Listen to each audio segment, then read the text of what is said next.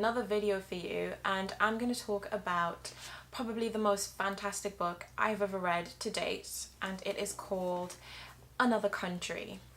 First of all, I would like to express my deepest regret and shock at my prolonged neglect of such a fantastic and important writer, and also my deepest gratitude that I was able to reconcile the fact with such a brilliant book. Another Country is a harrowing yet oddly beautiful portrait of what it's like to live in New York in the 50s, Black. It follows an ensemble cast of liberal artists living in New York at the time who are searching for meaning and searching for love in a world that isn't really offering much.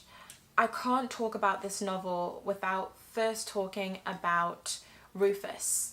Rufus is an incredible character, and we really get to know who he is in the first 93 pages of this book.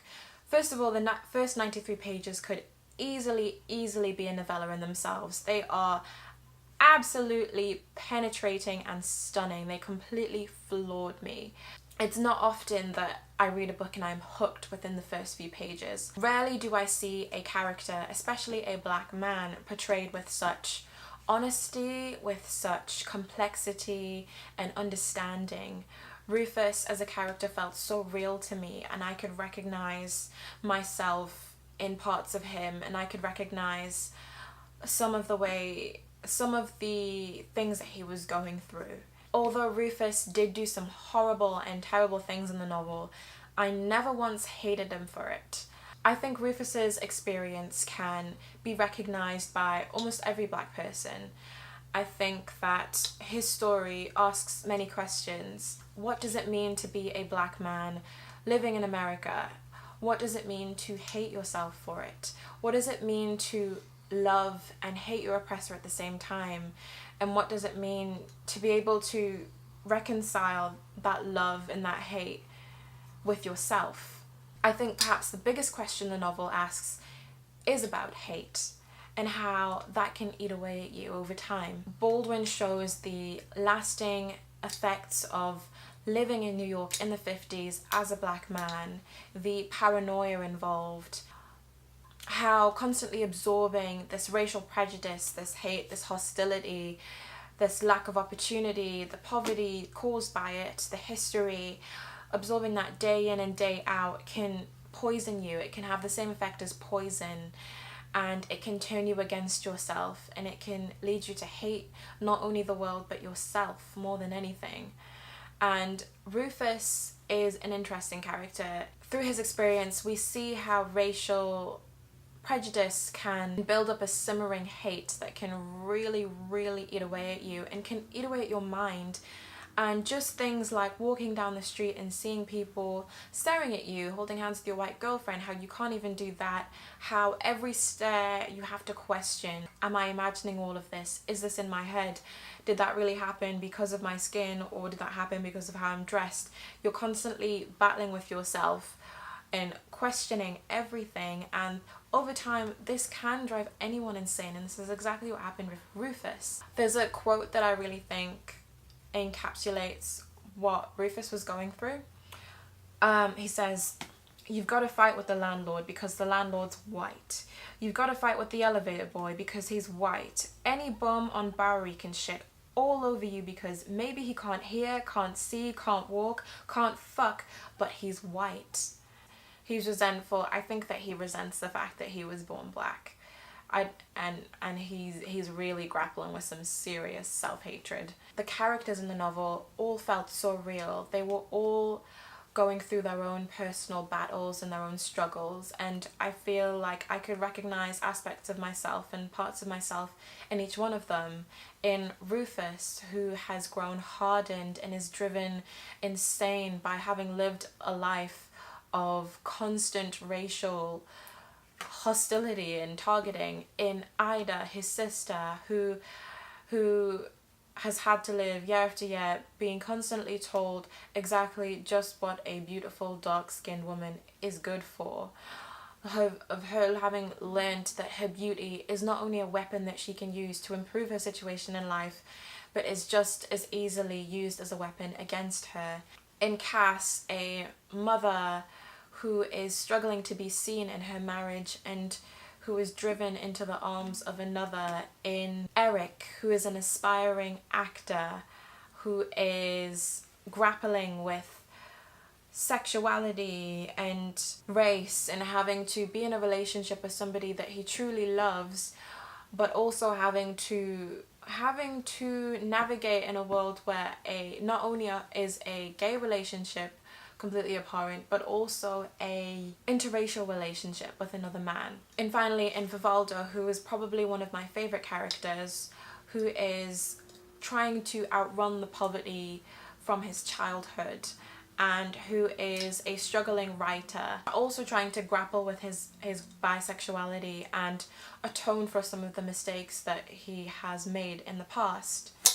I think a recurring theme in this novel is interracial relationships. We see a lot of white characters trying to understand why the black characters are so hostile towards white people and are very hostile towards them, especially with Vivaldo and his partner and Vivaldo and his best friend.